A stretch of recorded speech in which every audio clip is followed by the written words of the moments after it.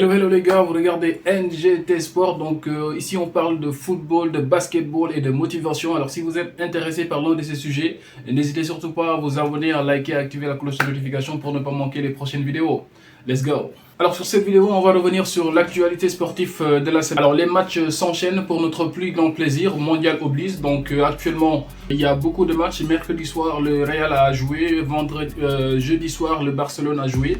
Donc on va revenir sur ces deux rencontres et l'actualité sportive en général qui s'est produite pendant la semaine. Dans cette vidéo, on va revenir sur ces deux rencontres et l'actualité sportive des grands championnats en Europe. Donc sans plus tarder, on va commencer par le FC Barcelone. Alors après le Classico que nous avons perdu, donc on avait besoin d'une victoire pour se relancer en championnat. Donc chose faite avec une victoire 3-0 contre Villarreal, donc une bouffée d'air. On avait besoin de ces 3 points pour voilà, ne pas laisser le Real Madrid s'échapper. Donc voilà, chose faite. Un match assez passif jusqu'à la 30e minute, donc il n'y avait pas assez de, voilà, il n'y avait que le Barça qui tenait la balle, qui maîtrisait assez bien le match, mais voilà, il n'y a pas eu de, jusqu'à la 31e minute, une éclair de génie de Robert Lewandowski sur une fin de frappe exceptionnelle. Lewa ouvre le score. Voilà, suivi d'un deuxième but aussi exceptionnel que le premier sur un enroulé en dehors de la surface. Donc Lewa double la mise et Ansu Fati qui clôt le score donc pour le troisième but sur une passe de Ferran Torres. Ça a été un match assez voilà, satisfaisant et convaincant dans le contenu, donc un très bon match. Ce qui sort du lot, c'est la prestation de Robert Lewandowski, un attaquant de très grande classe. Alors actuellement, sans Lewandowski, ça aurait été vraiment une catastrophe pour nous. Donc c'est un attaquant, il n'a pas besoin de 80 000 occasions pour les mettre au fond. Donc il claque des buts, il faut juste lui mettre la balle au bon moment, dans la bonne zone, dans le bon espace, il te les met au fond. C'est aussi simple que ça. Donc il faut juste se créer des occasions. C'est qu'ils ont bien fait, donc elle a été bien servie sur ces deux buts, donc il les a mis au fond. Lewandowski, rien à dire, mention spéciale pour lui. Voilà, donc on va revenir aussi sur la prestation de Ansu Fati. Ansu Fati que j'ai trouvé pas très juste sur ses prises de ballon, sur ses décisions, certaines frappes qu'il a fait et tout ça. Mais lui, on peut lui pardonner étant donné que voilà, il revient d'une longue blessure. La saison dernière, ça a été voilà, il est resté longtemps hors des terrains. Aujourd'hui, cette saison, il revient. Xavi lui donne peu à peu du temps de jeu pour le mettre en rythme. Mais il faudrait que Xavi le mette en partant, à mon avis, pour que le gosse puisse retrouver son rythme et puisse produire voilà, quelque chose de mieux dans le terrain. Ferran Torres, je ne vais pas changer mon avis sur Ferran Torres. Il a fait une passe décisive. Le Classico, celui qui a marqué le but de la consolation ou bien voilà, de l'honneur, si on peut dire. Mais voilà, donc Ferran Torres, pour moi, c'est brouillon, c'est pas assez juste. Techniquement, c'est voilà, Ferran Torres, c'est Ferran Torres quoi. Sur la prestation de, il a mis sur l'axe Marcos Alonso, donc qui est latéral de métier, mais qui s'est bien débrouillé sur ce match parce que défensivement il est pas mal, donc il tient bien défensivement, ses interventions défensives sont bonnes sur les balles aériennes, il a la taille, il peut voilà, donc c'est ça en atout. Aussi sur la profondeur, il couvre bien la profondeur. Voilà, donc c'était un bon test, je l'ai trouvé très bon sur ce positionnement là avec Koundé dans l'axe. Et faut revenir sur la prestation de Frenkie de Jong. Mention spéciale à Frenkie de Jong. Un match exceptionnel de la part de Frenkie de Jong. Sur les récupérations de balles, sur les prises de balles, sur la montée de balles, les passes. Non mais Frenkie de Jong, c'est ce que je disais. Si vous avez regardé ma vidéo sur le Classico, c'est ce que je disais. Donc Sergio Busquets n'est plus au niveau. Xavi, il faut nous mettre Frenkie de Jong en sentinelle. Le gars, il est juste exceptionnel. Donc l'homme du match, si j'avais à donner l'homme du match, ce serait pas Lewandowski, ce serait Frenkie de Jong pour moi. L'homme du match, ce match-là, c'est Frenkie de Jong, exceptionnel. Donc voilà, donc il y y a des solutions. Il y a des solutions. Xavi, il faut arrêter de faire tes joujoux là et de nous mettre Frenkie de Jong en sentinelle.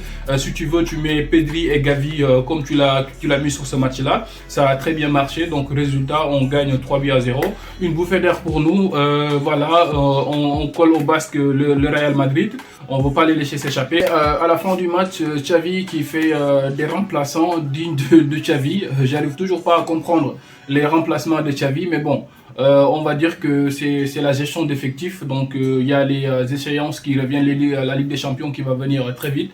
Et donc, on peut justifier ça par voilà, donc, les matchs qu'il a joués et tout ça. Donc, ça peut se comprendre. Mais moi, j'arrive toujours pas à comprendre les changements de Xavi. Donc, des fois, honnêtement, mais bon, bref.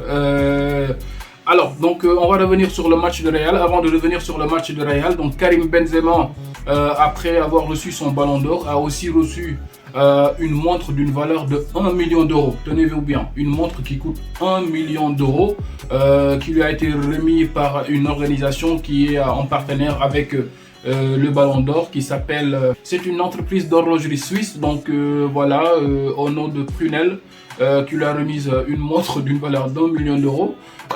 J'ai envie de dire l'argent appelle l'argent, mais aussi l'or appelle l'or. Donc Sahabtek mon frère, mais quand tu mettras cette montre, fais attention à tes mains. Donc voilà, watch your back my friend. Voilà, donc le Real qui s'impose 3-0 à Elche. Donc voilà, but de Valverde, Benzema et Asensio. Donc CBT, ils n'arrêtent pas de gagner. Donc actuellement ils ont 3 points d'avance sur le Barça. Donc le Real à 25 points est premier et le Barça à 23 points. Donc la course au titre est loin d'être faite. Donc il y a beaucoup de matchs encore à jouer. Il y a beaucoup d'échéances, la Ligue des Champions, les coupes et tout ça. Donc pour moi c'est loin d'être fait. Et je pense que voilà, on a toujours notre chance pour cette saison, vu qu'on est presque éliminé en Ligue des Champions. Et je crois toujours qu'on peut se qualifier en Ligue des Champions. Et pour le championnat aussi, c'est pas encore joué. Le Paris Saint-Germain s'est imposé hier soir face à Ajaccio. Victoire de Paris 3-0, doublé d'Mbappé en but de Lionel Messi. Voilà, le Paris qui conforte sa place de leader en championnat de France. Pour ce week-end, les matchs à ne pas manquer en Ligue 1. Donc ce soir, nous avons Lens-Marseille très intéressant. Donc en espérant que Marseille va gagner après la défaite contre Paris. Et aussi demain à 19h45, nous avons Lille-Monaco, donc qui peut être aussi intéressant.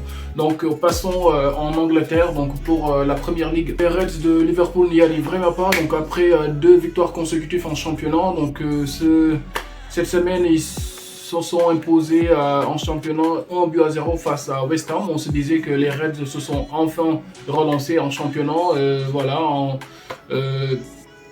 ayant deux victoires de suite. Mais voilà, aujourd'hui, après le match que j'ai vu tout à l'heure là, donc ils se sont inclinés 1-0 face à Nottingham Forest. Les Reds n'y arrivent vraiment pas. Donc voilà, cette saison, depuis le départ de Sadio Mané, Jürgen Klopp qui botte tout le temps en touche quand on lui pose la question est-ce que le départ de Sadio Mané a eu un impact sur son effectif. Mais apparemment, le constat est que les Reds n'y arrivent pas depuis le départ de Sadio Mané. Les Red Devils qui reviennent bien en championnat et qui battent Tottenham 2-0, but de Fred et de Bruno Fernandes. L'événement qui a été marquant durant ce match, c'est Cristiano Ronaldo qui a quitté le stade à la 90e minute. Faut dire que CR7 voilà, et actuellement vit mal sa situation à United. Donc actuellement il a été même banni de l'effectif. Actuellement il est on peut dire que il est mis à pied. Donc il ne va pas jouer le match de ce week-end contre Chelsea. Une situation qui est vraiment désespérante. Donc CR7 un joueur vraiment exceptionnel de par son talent, un joueur voilà, qui a 5 ballons d'or et qui a une carrière vraiment extraordinaire. C'est dommage de voir que la situation en arrive un peu là entre CR7 et Manchester United. C'était un peu prévisible parce qu'il y a une chose qu'on ne fait jamais, c'est de revenir avec son ex. On ne revient jamais avec son ex. Ça, c'est un conseil à donner pour... regardez tous les joueurs qui ont quitté un club et qui sont revenus là-bas en un moment, bah, ils n'ont pas fait, voilà, donc ça se passe pas toujours très bien de quitter un club et d'y revenir après quelques années. Donc c'était pas un bon choix forcément qu'il a fait. Manchester United, ils ont pris CR7 pensant qu'il va les apporter ce qu'il avait apporté quand il était là-bas durant ses premières années, mais ça se passe pas comme tel. CR7, donc aujourd'hui avec le changement de coach Erik ten Hag, qui a sa philosophie de jeu, et on imaginait bien que CR7 et la philosophie de jeu de ten Hag, donc qui était l'entraîneur de Ajax. Vous savez c'est quoi la philosophie de Ajax? C'est le jeu, c'est un peu similaire à ce que produit le FC Barcelone. Et donc avoir un joueur comme CR7 et qui n'est pas au début de sa carrière, qui est à la fin de sa carrière, qui n'a plus l'apport qu'il avait dans les temps, et le mettre dans le banc sur un match comme celui de Tottenham Manchester United, voilà, donc Chris en prend pour son ego et se barre tout simplement du stade. Et aujourd'hui il est suspendu par la direction de United. C'est vraiment dommage de voir Cristiano voilà, et Manchester en arriver là. Parce que même si j'ai pas été supporter de Real, j'ai pas été supporter de Manchester, une chose qu'on peut pas enlever à Cristiano Ronaldo, c'est son professionnalisme. C'est un professionnel extraordinaire. Aujourd'hui, cela vient entacher un peu sa fin de carrière. C'est un peu dommage pour lui et pour les fans de Ronaldo, mais bon, voilà. Donc ten Hag, c'est un nouveau coach qui vient récemment de signer à Manchester United. United est dans une situation vraiment, voilà, la situation est un peu compliqué à United actuellement. Il y a, je sais pas, depuis le départ de Sir Alex, combien de coachs ils sont passés là-bas et personne n'a fait long feu. À vrai dire, aujourd'hui, ten Hag, Cristiano Ronaldo n'est même pas l'option numéro 3 pour ten Hag. Donc ça c'est clair. Et Chris, c'est un joueur avec la carrière qu'il a, donc il ne peut pas accepter cette situation-là, c'est clair. Donc son ego en prend un coup, il se barre, il a un comportement qui va pourrir l'ambiance du vestiaire, et le coach le voit mal. Aujourd'hui, il est exclu de l'équipe, et c'est vraiment dommageable pour la fin de carrière de Ronaldo. Alors le Bayern de Munich s'impose 5-2 face à Augsbourg en Coupe d'Allemagne, donc un score très large des Bavarois. Sadio Mané, un match vraiment qui me fait mal au cœur, quoi. Donc je regarde le match de Mané, mais honnêtement, actuellement, Mané, ça ne s'adapte pas encore au jeu de la Bundesliga. Donc le début de saison de Sadio Mané n'est vraiment pas mal, mais bon, quand on regarde ses performances par rapport aux performances qu'on avait l'habitude de Mané, ça fait un peu mal au cœur. Sadio, voilà quoi les gars, on peut rien dire à Sadio, mais bon, moi je vais mettre ça sur le compte de l'adaptation. Donc actuellement, c'est un nouveau championnat pour lui, il ne s'est pas encore adapté complètement au jeu allemand, donc ça va lui demander un peu de temps pour moi avant de s'adapter à cette équipe, parce que le Bayern, donc c'est une équipe qui joue sur le pressing, il presse beaucoup en haut. Souvent Nagelsmann le met en pointe, et moi je trouve que Sadio Mané, honnêtement, c'est pas un genre un attaquant de pointe. Sadio Mané, c'est un joueur de couloir. Quand tu le mets en pointe, pour moi c'est du gâchis, parce que tu ne vas pas profiter de sa vitesse. Et Sadio Mané, je pense qu'il est plus fort en venant lancer que quand tu le mets en pointe et comme un pivot. Voilà, donc c'est pas son jeu. Donc le jeu de Sadio Mané, c'est de le mettre sur les côtés, ou bien tu le mets en numéro 10. Donc parce qu'il peut t'apporter beaucoup sur ces positions-là, plus qu'en pointe. Mais Mané, il faut mettre les actions, mais certaines actions, tu ne peux pas les rater. Si tu veux prendre le ballon d'or, tu as été deuxième cette année, donc l'année prochaine, on veut que tu sois ballon d'or. Il faut être un tueur, Mané. Ne sois pas altruiste. Un joueur de ton calibre, il ne faut pas être altruiste. Tu as une occasion, tu les mets dans les billes, point à la ligne. C'est ça, mon frère. Il ne faut pas être là à chercher de gauche à droite. Occasion, mets-les dans les buts, frère.